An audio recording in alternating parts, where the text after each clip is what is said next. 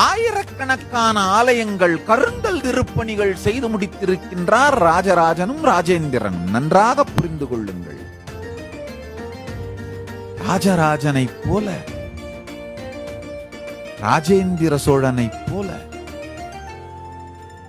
என்ன திருப்பணி வாழ்க்கை! அவர்கள் காலடிப்பட்ட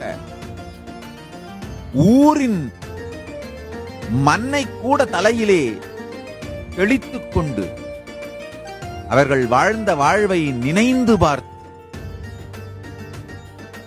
வணங்க வேண்டும். நாம் எல்லாம்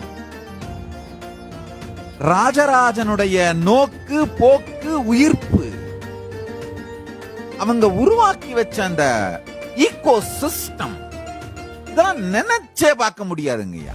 வரி வரி புலி அஞ்சாதடா துஞ்சாதடா சோழா சோழா மர மர